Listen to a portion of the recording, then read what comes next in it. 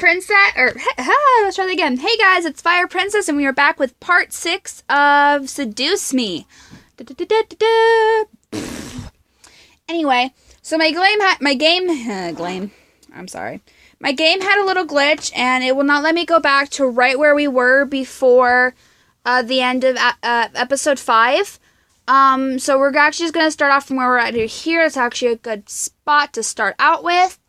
So there are certain answers you have to pick in order to get the good route you need in James's thing, or the good course in James's route, which I actually don't know them. So we're actually just going to be guessing out through the entire rest of the game, and honestly, that's a little concerning towards me, but this way, if I mess up, I mess up.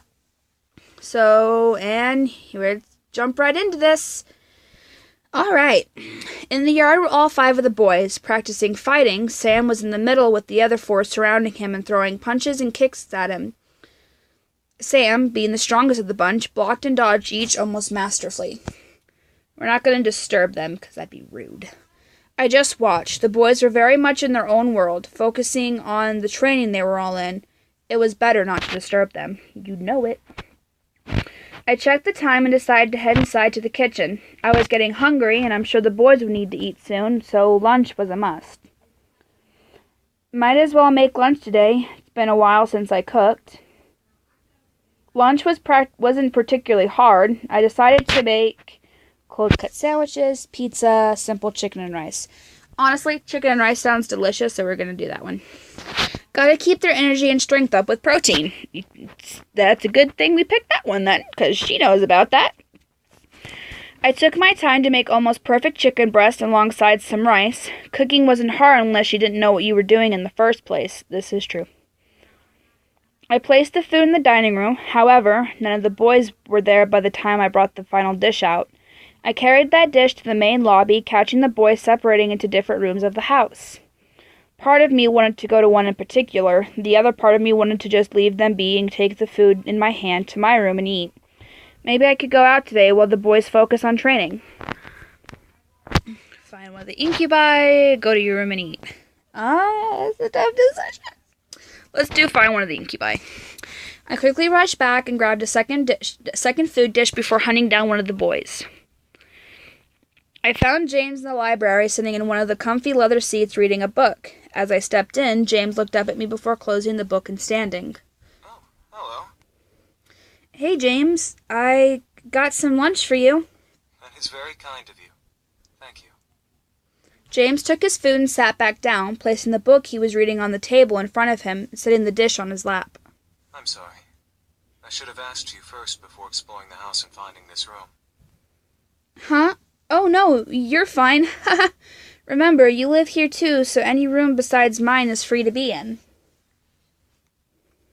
Still, you're the master of the house. I should have asked. It's fine, really. James nodded at me with an understanding smile before eating his food. I followed along and ate with him, taking the open chair beside his. We ate in silence, listening to the abundance in the room. Soon, however, I began to feel a little restless. Well, let's check out the book. I mean, it would be kind of interesting to know if he knew anything about it, just because, why not? Oh, hey, remember I told you guys that if you get that little demon heart thing in the corner, that means you collected on the right answer, so gotta remember, pay attention to those. I put my food down on the table and lifted the book to examine it. Love and Romance, a study of intimacy? James let out a small, nervous cough before he stopped eating and placed his food on the table. Demons and humans are very different when it comes to affairs of the heart. I merely wanted to try learning a little more while I had the chance. I found that while I was looking around the room and had only just begun reading. Love is different to demons? How so? James smiled before crossing his legs, getting comfy for the small lecture he was about to give. Love isn't just a human emotion, miss. Demons like us feel them too. In fact, incubi and succubi feel emotions the most because of our link to sexual energy. However, we don't really experience love. We know of lust and passion. But passion drives love. For humans, yes. For demons, it fuels our need to breed and increase the strength of our lineage as well as quells the hunger we have for sexual energy. It's very hard for us to develop feelings from passion, despite how easy it may logically seem. Lectures are fun, especially when they're about sex. You hunger for energy? I could tell I struck a nerve with James. As I mentioned the word hunger, his arm twitched. Obviously wanting to do something other than remain on the armrest of his chair, he continued speaking regardless. Sexual energy is our natural food source and is one of two ways to keep us alive. In the abyssal planes, there are many demons to feed off of who are always willing to give their energy up, so sexual hunger is never an issue. In the human world, however, we've come to realize that getting energy is a little more difficult. Yeah, that's true. Can't you just touch a human for the energy like you all did with me? That only gives us so much. A touch is merely a taste, while intimate sex is a banquet for us. I love the way their voice changes when they're saying that stuff. This had to be really awkward for the people recording the voices for the characters. I mean, maybe it might not have been, but I have a feeling it would be. Just because, that's... They're talking about sex a lot, because, incubi and succubus have to have sexual energy, so I can only imagine how awkward it is for the people having to record this. People who are reading it and, doing Let's Plays like this probably are just as awkward, but we know what we're getting ourselves into, while people who are recording it don't exactly know what they're getting themselves into until they start reading their script. So, yeah. I guess that was true. Humans weren't all about sex and were probably a lot more conservative than demons, at least. It would be hard to gain sexual energy from a human without doing something to them or catching them in the right mood. This is why we have a mind-altering ability to convince humans to give in to their desires. It's not 100% effective, but it gives us a better possibility to get what we need. What if you don't feed on sexual energy? What is the other way to stay alive? Food, typically. However, we're weak without actual sexual energy. Without sexual energy, we become less than human. We have no power nor moral consciousness. We basically start to become unfriendly. Oh boy. I see. Are you hungry now? I feel like either of these would be really good choices, but I kind of want to see if, how he would react if you ask him if he's hungry, so we're gonna do that one. James didn't reply. He simply stared at me, unable to answer. However, I could tell that he was. He was clutching the armrest tightly, digging his fingers into the leather. I gently leaned close to him from my chair and reached to brush my fingers over his hand. If you really need energy, I'll help a little. No sex, but enough to stop the hunger, okay? Once again, I was greeted with silence from James. He seemed very nervous and uncertain about what to do. Now that the approval was there, he was also frozen from my touch, softly and barely twitching at the feel of my skin against his. I could feel his hand grip the armrest harder. A small feeling of boldness ran through my body, forcing me to cover his hand completely with my own before leaning nose to nose with James in seriousness. Alter my mind if you're concerned about me. I really do want to help you out. All of a sudden, I felt something in my mind snap and ooze into the warm, fluffy feeling I felt before with Sam and Eric. I felt my body slightly heat up as James released the armrest and took my wrist. He gently pulled me out of my chair and into his lap, having me straddle him with my thighs. Oh boy! He stared deep into my eyes, his own glowing in hunger that I never would have expected to see from him. Before I knew it, his lips were pressed hard against mine, my head being pulled to his by his hand on the back of my neck. I gently moved my hands to his shoulders and chest, melting into his lap and enjoying every feeling that ran through my body. I felt hot, desperate, and the need for more than just his kiss. One of my hands slid from his neck into his hair as James lowered his kisses to my neck, gently groaning against my skin. I couldn't help but let out a small whimper of pleasure before reaching up and covering my mouth. I didn't want the others to hear me, and I was positive neither did James. James lowered his free hand to my lower back, pulling my body against his. Oh god, this is awkward. I felt my energy slowly draining, causing me to cuddle closer to James' hold on me. He lowered his hand to my waist, squeezing it tightly as his tongue ravished my neck. Oh, boy. His hand, that was on the back of my neck, gently came around and held onto the tail of my bow. I sucked in a breath, but James didn't pull it to untie the bow. James lifted his lips from my neck and gently leaned his forehead to mine, rubbing nose to nose with me. He was gently breathing fast, softly red in the face, and as deep into the moment as I was. I won't go any further if you don't want me to. I could feel the hold of his mind-altering spell fade away, but I still felt hot. Something told me that I wanted more, but at the same time I wasn't sure if I truly did want to give any more. Okay, so... oh boy. Like I said, this probably had to be just as awkward for the people voice acting as it is for the people reading it for Let's Plays like this. Let's keep going. Let's see what happens. Oh, there's the heart. We picked the right answer. I opened the opportunity and I was enjoying it as much as he was. I wanted more and I was going to let him keep going.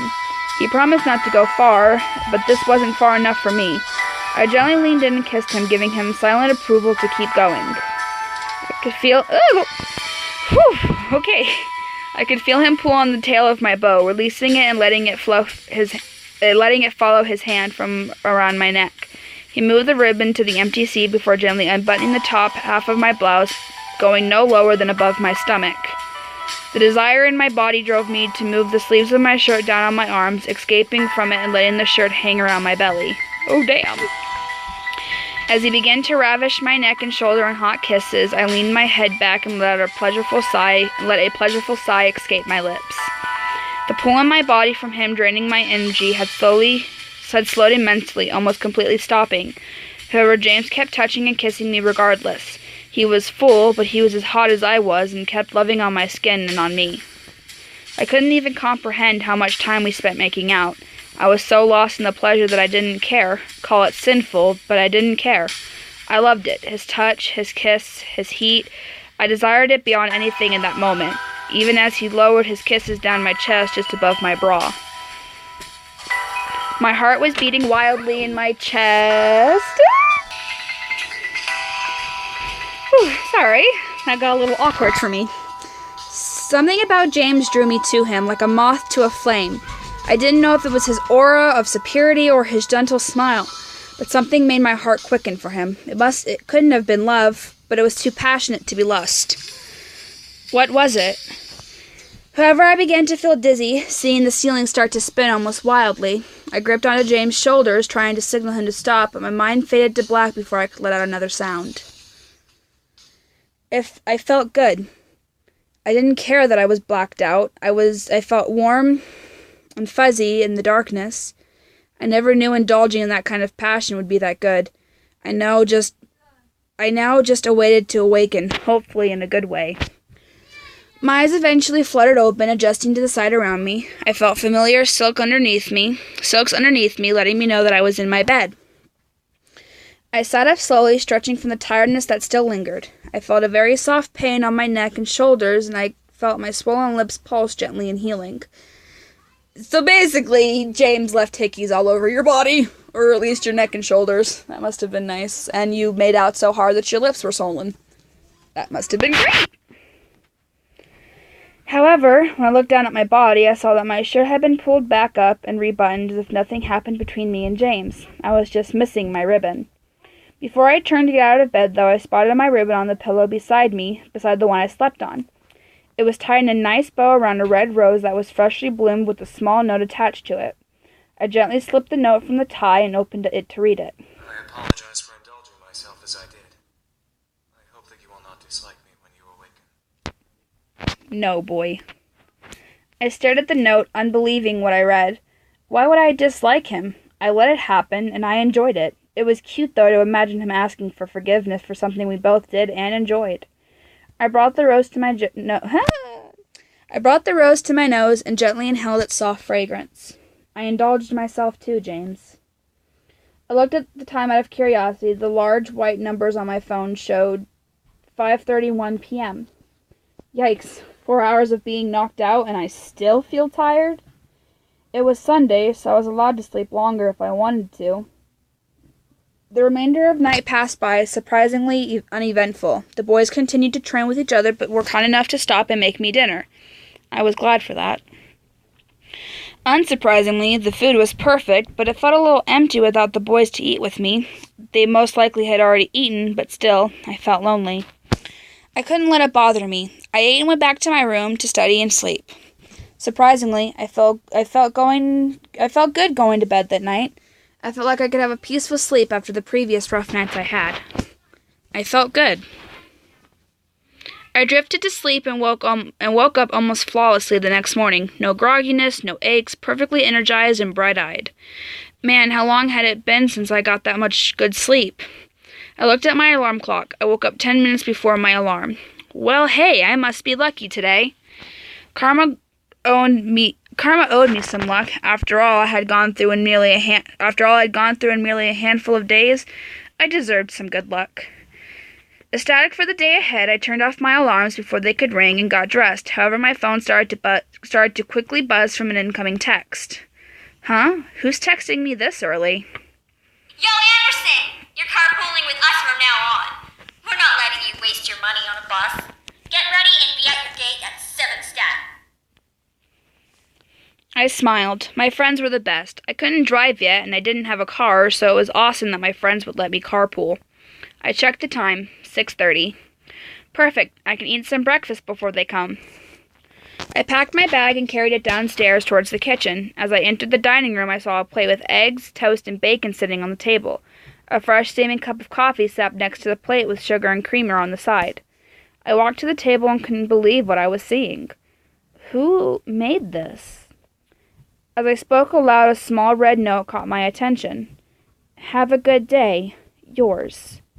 My heart skipped a beat as I finished. I could tell it was from one of the boys. Maybe it was from him. I smiled before putting the note in my bag and eating up. The food was so delicious, I devoured every amazing bite.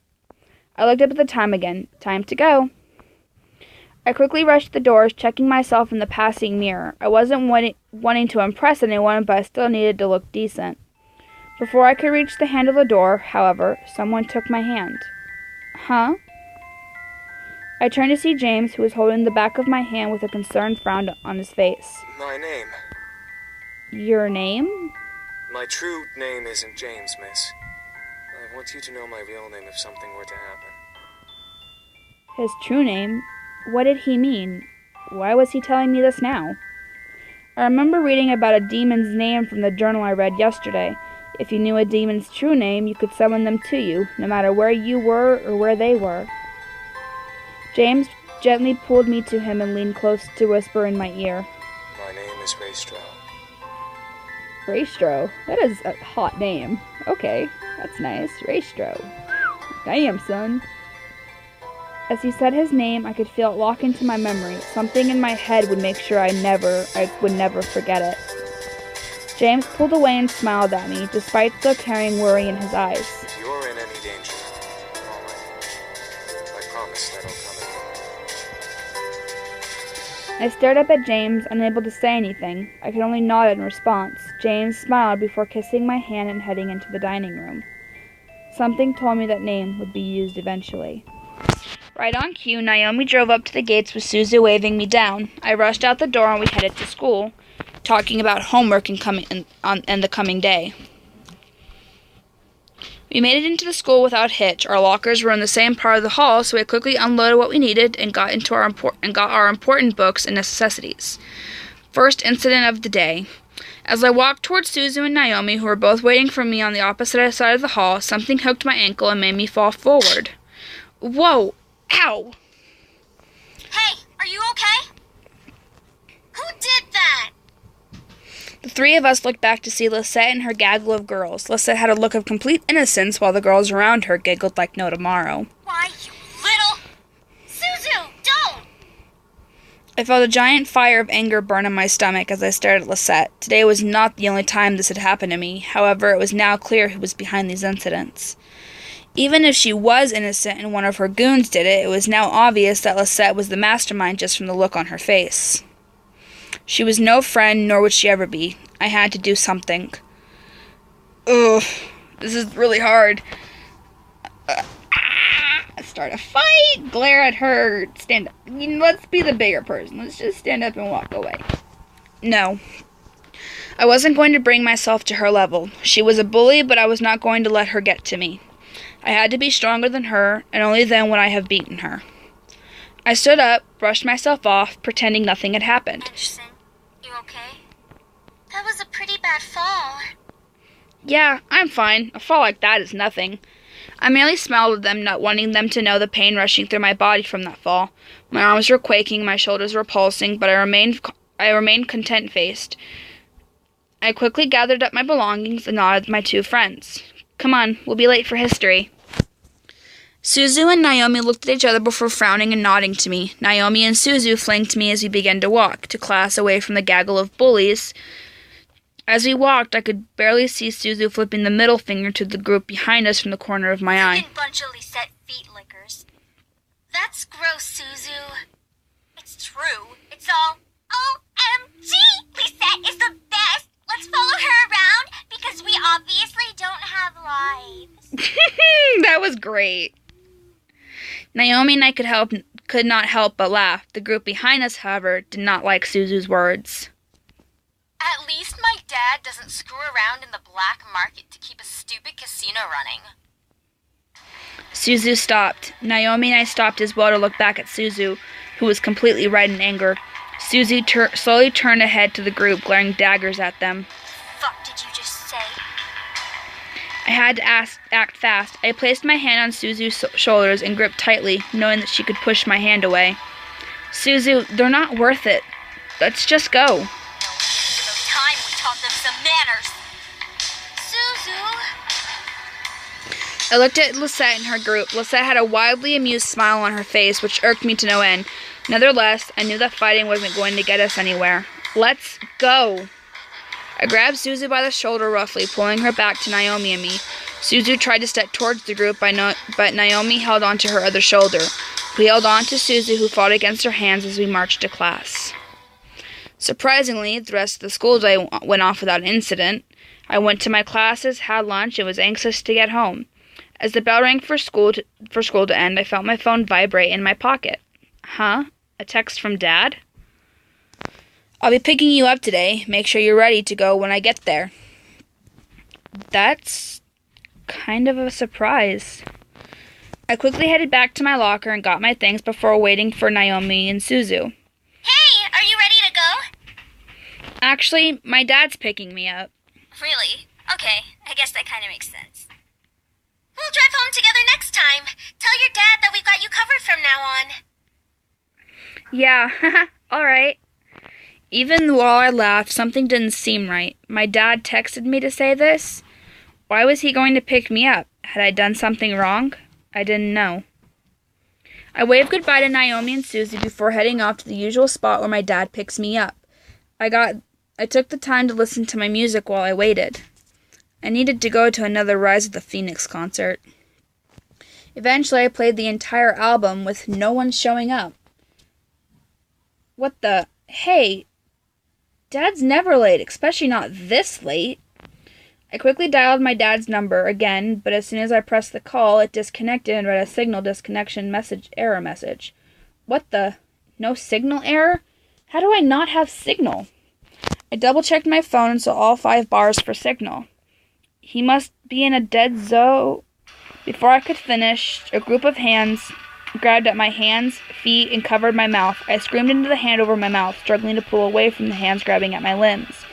It felt disgusting and scary, feeling their hands on me. I needed it to stop. Hey! Don't dirty up Malix's prey! The voice, which sent a fearful shiver down my spine, whispered into my ear. You're coming with me, Miss Anderson. I couldn't fathom what was happening, but before I knew it, I was blindfolded and my limbs were quickly tied up. I felt myself being carried somewhere, and I was shoved into something that echoed the interior of a bus or a van. The doors closed, and off I was taken, unsure of where I was going and why. All I knew that I was in trouble. After all I saw was darkness. I felt numb as I was taken to a place I didn't know of. I couldn't even move my lips to scream. Sounds zapped past my ears, first of the interior of the car, then the outside, then the echoey space of whiskers and crackles of people vibrating through it. However, the wrap around my eyes was eventually removed from my face, and my bonds were cut. It took a while for my eyes to adjust, but I found myself in a warehouse, surrounded by devils, including Malix, who was smirking at me. Nicely done! I'm sure those little shits will come running to find you when they realize you didn't return to your precious little mansion. They'll search everywhere. Malix walked over and set the barrel of his gun against the skin between my eyes. It'll be so funny when they find your dead bodies. Ooh, Malix, you're in for it now, boy.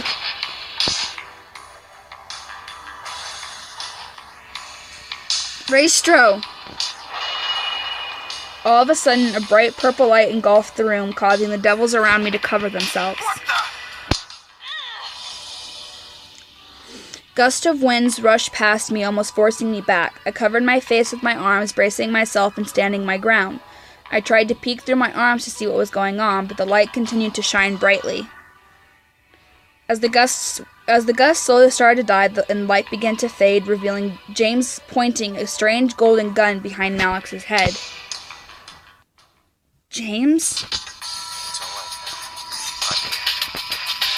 right. Malix stared wide-eyed behind him, unsure of what to do. He had no time to react in case James pulled the trigger. He was stuck feeling the presence of James' golden gun that was ready to lodge a bullet into his skull. Well, it seems like I finally have your cooperation now. You piece of demon shit! I can shoot you right now. What's stopping me from shooting you first? So much as flinch, I will pull this trigger and end you once I'm alone. The remaining devils stared, trying to figure out what to do, help Malix or watch in silence. Eris, however, walked up behind me and crossed her arms as she watched with an amused smirk on her face. I turned down the background music. Malix growled, obviously annoyed at the predicament he was in. What is stopping you, pretty boy? Just me wanting to do this. With no hesitation, James quickly moved his gun and shot both of Malix's hands. The gun dropped from Malix's shot hand and into the ground as he knelt over in pain, holding his hands to his chest. Son of a bitch! Before Malix could finish his sentence, James aimed his gun once again at Malix's head, causing the devil to stop talking at once again. Say you could speak. You want me to shoot you in the throat? I stared at James in shock. Was he playing with Malix? He seemed to act like a cat pointing a sharp claw at a wounded rat. It was warned, but not what I was expecting of James at all. Now, I'm going to give you 3 seconds to get on your knees to beg for forgiveness. Or, the next bullet goes through your pathetic hellborn skull. Malix hesitated, but eventually ended up on his knees. However, as he settled onto the ground, Malix wrapped his arms around James's leg and dug his teeth into it. I gasped, but remained still as I watched James aim and fire a shot into Malix's back. Malix released James' leg in shock, trembling in the newfound pain. However, for some reason, Malix didn't fall over and die. He remained still, staring ahead of himself in pure shock and pain. I could only watch in silence as James lifted his leg out of Malix's embrace and kicked Malix to his side. Disobedience until the very end, huh?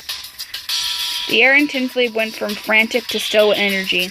What could have been described as a tone as the color red quickly turned into a deadly mix of purple and gold as everything began to bend together at once. I stared as James seemed to grow more menacing towards Malix. However, he quickly looked at me with a face of concern. Please, forgive me for this. I grew confused, but I wasn't allowed to think on it as James looked back down at Malix once again. James' eyes began to glow a bright gold as James lifted Malix by his collar and pulled him up and off the ground. It's high time you discovered the true power of demons. James' voice had changed, sending a large shiver down my spine. His appearance also started to change, but before I could clearly see what James was becoming, my eyes were covered. It's me. Don't look. I listened carefully and let the 2 words linger in my mind. Don't look. Why? What was being hidden from me? I wanted to know, but something told me to obey Damien's command. I could hear Malik struggling to get out of James' grasp and the rich, bright sound of magic being cast. I struggled with myself to obey Damien's words, locking my arms to my side to deny myself the chance to pull Damien's hands away off my face. Let me go! As you wish. The sounds of demonic screams and cries bellowed all of a sudden, causing me to tense up in Damien's hands. Malix began to scream in agony, straining as if he was being pulled somewhere against his will. Malix's voice began to trill out into an echoey whisper as the magic sounds in the air consumed his cries. Soon enough, the cries and wisps of magic stopped, leaving the air as silent as it could be. However, Damien didn't remove his hands. Jeez, James. Haven't seen you use that trick since the intruder in Demon Castle. But you're losing your touch. You even lost your glamour spell. Alright, you guys, unfortunately that's where we're going to end the episode. We will be posting episode 7 in the next couple of days. So, watch out, pay attention, enjoy. We got a good makeout session in that episode. That's nice. That's also really awkward for the people reading. Anyway, I hope you guys enjoyed, and I'll see you next time. Bye-bye!